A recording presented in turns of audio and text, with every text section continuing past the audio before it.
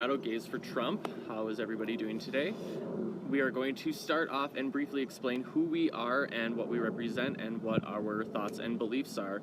First of all, we want to let everybody know that we do not represent the LGBT community as a whole. Nor would we ever want to. So we are going to just explain a little bit about who we are, and then we are going to get into some hot talking points. So, like I said, we are Colorado Gays for Trump, and we have a Periscope every night, 9 o'clock Mountain Standard Time, where we do live call-ins and debates with people all around the world, which is pretty interesting. So if you want to catch us there, go ahead and do that. You can also reach out to us on Twitter, Politic Voice, and we usually get to almost every tweet, every rational tweet, I should say. But today's subject, I think we're going to focus on why we are gay for Trump.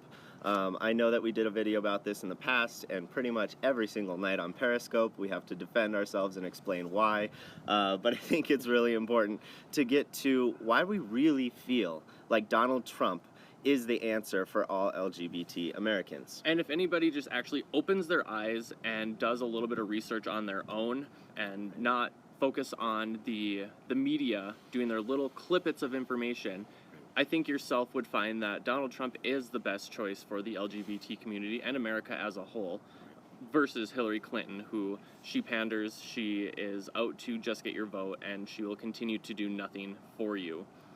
And I think you need to ask yourself, if you are an LGBT individual, you need to ask yourself, am I American first? Or am I LGBT first and my priorities comes before all others? I'm American first. I am an American first, and that is what I'm going to support, and that is what I'm going to fight for, and that's what Donald Trump is fighting for. He is fighting for the benefit of all Americans, regardless of race, religion included, or sexual orientation. And he's been that way since day one. Since day one. I just think that we need to understand how much Donald Trump has actually done for the LGBT community, even when it wasn't called LGBT, but how much he has done for equality in his past. Exactly. It started as early as 1987 when he was giving money to gay AIDS research. That was a huge thing, and that was back in the day when it was considered a gay disease. Right. We all know nowadays that it is not that. And in 1992, he held a benefit at the Trump Taj Mahal, and that benefit specifically went towards gay men's health and AIDS research. Absolutely. He's also donated tons of time, money, effort, especially with the Wallman Rink in New York City, contributing to homosexuals, and that was in the late 80s. This was when it was a gay disease, and nobody could, get involved with it because it was such a taboo subject. But I think Donald Trump really stepped up and did what he should have done for all Americans. It wasn't necessarily, to pander to LGBT because he had no reason to. Exactly. He was a businessman. He wasn't running for any office. Exactly. And there's many, many examples. In 2005, we can look at his praise to Elton John for getting married, calling it a marriage when it necessarily wasn't a marriage. And he said, this is a marriage that is going to work. In 2012, he went to a gay wedding with his friends Jordan Reith and Richie Jackson, and I'm sorry if I got those names a little wrong, but and that was in 2012. For all these Democrats claiming that Donald Trump doesn't support gay people, why would he go to a gay wedding and support them? It just, open your eyes and look at what his true history has been with the LGBT community. And in 2000, he gave an interview with The Advocate, a very well-known gay men's magazine, and he said that there should be an amendment to the 1964 Civil Rights Act to include homosexuals in there so that they are given the same rights that everybody else has. And all of that isn't to mention his personal interviews that he's done by saying it doesn't matter if you're gay as long as you're competent for the job. It doesn't matter if you're any different color as long as you're competent for the job. Of course, speaking in a business aspect because that's what he was interviewed on back then. Regardless of all those things, regardless of all the executives he's hired that are gay, regardless of all of his friends that he has that are gay, let's look at what he's doing now. What has happened to the GOP and kind of how he put the last nail in the coffin, Exactly. in my opinion. I think the GOP has been eroding and falling apart ever since the Tea Party movement. I think that, when we turned on ourselves as conservatives, that's when it started to die. And I think that Donald Trump exposed it for what it really is, Exactly. whereas we as conservatives are having trouble coming together, uniting together.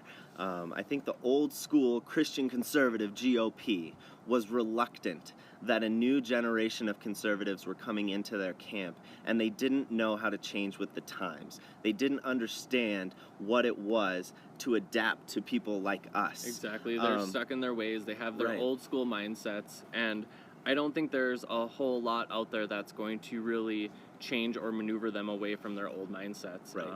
It's just how people tend to be. I mean, you get set in your ways, and it's very, very hard to change. But luckily, I think a lot of the younger generation of the original GOP people are coming around to the Right. idea, becoming more accepting of it, and understanding, hey, do you know what, everybody? It's 2016. Right. I mean, this is what's happening. And do you know why? Why? I think it's because of Donald Trump. I think Exactly. he is unifying people that are gay, people that are any type of race, people that are in these minority groups, or people that have been Christian conservatives their whole lives. Donald Trump is uniting a party where we can all agree that we need to put America first. We're setting aside our personal hesitations with each other and realizing what's important for America. And when's the last time that somebody has actually put America Right. first? What he's doing, putting America first, but what he is really speaking on is keeping Americans safe and getting America to a prosperous state. And that is what we need to be fighting for. I mean, no law, we all know this, no law, no piece of paper written down can ever change an individual's core beliefs on homosexuality. Exactly. No law can ever change an individual's core beliefs on anything. And that's what we're trying to explain to Democrats every single day, is that there are not going to be laws and policies that are going to change hardcore Christian conservatives to like you. They're just not going to like you. I mean, maybe they can respect you if you put forth an effort to keep our country safe, to uphold American values. Maybe they'll respect you. They're not going to agree with you, and no law in the world is ever going to make that happen. Exactly. So I really want to give one more example of how Donald Trump is putting together, an example of how Donald Trump is putting together the GOP. But before I do that, we will go into how our personal identifications with being gay and why we are Republican, why we are conservative. Gay is not a choice. Okay? Exactly. Nobody would choose a life of persecution and hate. Nobody would choose a life without, being able to reproduce or having that nuclear family or that, perfect family, in my opinion. I don't think anybody would willingly choose that. I've heard a lot of hardcore Christian conservatives speak out against homosexuality and why it is, detrimental, but I never had a choice. Okay, this is who I am. But putting aside, our personal identities, I think we can all agree together that America needs help. We're $21 trillion in debt. We have issues like you wouldn't believe coming from radical religious ideologies. We're having issues, with trade deficits. Every single country, it seems, that we do business with, we have a trade deficit with. Exactly. I just feel like there are so many more important issues right now than social issues. And one thing that we are focused on as two individual gay Republicans is our safety and America's safety as a whole. And that's what is at jeopardy with all of this radical Islamic terrorism that is going on everywhere.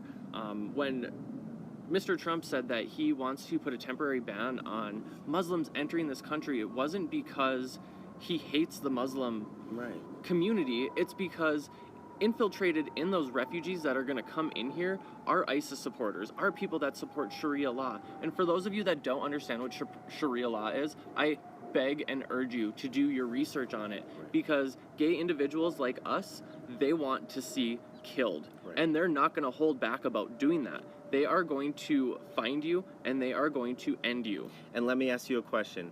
What good are your rights as a gay person if you're dead? Exactly. You know, your rights don't really mean much if you're dead. By inviting 630,000 refugees, who the majority of them support this ideology called Sharia law, and these aren't even the extremists we're talking about. This isn't even the 5% of them that are infiltrated by ISIS. We're talking about the majority of them that support Sharia law, which is death to homosexuals, which is the oppression of women. Women can't drive, women can't vote, women can't go outside without a male counterpart with them. Women have to dress in a garb, you know, so that they are whatever it is. And I would completely agree with, you know, the Muslim dress if it was a choice. But unfortunately, for the majority of Muslim women out there, being a Muslim is not a choice. And that is Exactly. why we speak out against it. And what good are social issues if we don't have liberty in this country to Right. be able to exercise those social issues? Exactly. And I feel like our liberty as a country is at stake. Right. The biggest evidence that we have seen is the largest mass shooting in American history, which happened from a radical Islamic terrorist killing homosexuals. Okay, this is a turning point, and this should have been a turning point for all LGBT members. End of story. What are you thinking? What are you thinking? Okay, I am not saying all Muslims are bad. Everybody in Islam is bad. Not one time have we ever said that. Never. Not one time. But what we are saying is that the majority of these people detest homosexuality, and they will do what is necessary. Not all of them, maybe a small proportion of them, but they will do what is necessary to exterminate them and get them closer to Allah, or whatever Sharia law says they need to follow. And that is killing us. Our safety is more important than our marriage equality right now, and that is what I want all Americans to understand. Exactly. With that, we do 100% support marriage equality, okay? We believe in separation of church and state, a secular society. That is what we live in. That is what we abide by. If we do not abide by a secular state, then we're just Sharia law. You know, essentially that's what it is. But if you abide by a secular society, there's separation of church and state, and the government should recognize marriage for all individuals, gay or straight, to be able to Exactly. identify what they need to identify marriage for, which is pretty much financially driven anyway. Taxes, where the money goes. That's why the government needs to recognize that you're married, and that's all we're asking for as gay individuals. And Trump knows that. I honestly believe that Trump knows that. I know that there's been a lot of issues with Donald Trump's interview with Christopher Wallace during his primary run. But I really want everybody to understand, in a primary run, Donald Trump needed to win as a Republican. Okay, of course he had to say that he doesn't support, or he supports traditional marriage. Of course he had to say that because he was running as a conservative. Exactly. During primaries, you're going to get your core group Right. of Republicans and your core group of Democrats that are going to decide who the party's nominee is. Right. Independents, I feel, play a very smaller role in who decides that. And then during the general election, that's when you come together and you Right. branch out to get more of the independents and people from the other Right. side. Everybody knows that in the primaries, you go hard left if you're a Democrat, you go hard right if you're a Republican. After you win the primary, then you kind of go into this middle state, which is common ground, hopefully, but it doesn't look like it this season. But we all know that, okay? So the interview with Christopher Wallace, Donald Trump was defending his position, you know, rights to all Americans, and trying to explain that, yes, I believe that, you know, there should be no discrimination against homosexuals or any of the sort. And then, you know, the marriage conversation got brought in. And I honestly believe that Trump will appoint conservative Supreme Court justices, as he should, because our country is screwed if he doesn't. And I think that Christopher Wallace, being the talented media person that he is, and we all know if you studied media, they feed you a response in the question so that you have to respond to that answer. And so Christopher Wallace framed the question that said, so let me just understand, you're saying that you want to nominate Supreme Court justices to eliminate the same-sex marriage ruling. And Trump had to say, I would consider that, yes. Word for word, that's what he said. I would consider that. But I personally believe in all of Donald Trump's history that we have told you that there is not one shred of, bigotry or xenophobia in Donald Trump. I really honestly think he was trying to win the primary. I think he did. And now look at what he's done at the GOP convention. Pete Thiel. Right, an openly gay conservative who said that he's a Republican, he is a homosexual, but most of all, he is an American first. Right. And that's what people need to understand, that we are Americans first. Right. But to have an openly gay conservative be invited to the RNC, never has that happened before. Never. And that's a huge turning point, and that should be a huge eye-opener to everybody. If Donald Trump was against the LGBT community, that never would have even crossed his mind as having somebody like him come and speak. Right. The fact that he is making an effort to include LGBT should say wonders. Especially on June 14th of this year, Donald Trump tweeted that he will protect all LGBT citizens. And that is what should be important for us right now. We should understand that there's a threat to the LGBT community's safety. Okay, and like I said before, what good are your rights as a gay person if you're dead? Exactly. And let me just stress again that the people out there that support Hillary Clinton and think that, because she's a Democrat, she is pro-LGBT. If she was pro-LGBT, she would take a step back and say, listen, we don't have the sources available to vet these refugees that are going to be coming into America. The 630,000 plus that she wants to let into America, and some of those will want you dead. Right. So that should scare you. We are not trying to use scare tactics here. Right. We are using logic. Right. I mean, look at what one person did. The biggest, gun massacre in American history. One person against homosexuals, and we're sitting here talking about marriage equality. Wake up, LGBT, please, and understand what Donald Trump is going to do for you and what he's going to do for all Americans. Exactly. And with that, we will see you tonight. We love you. See you. Bye.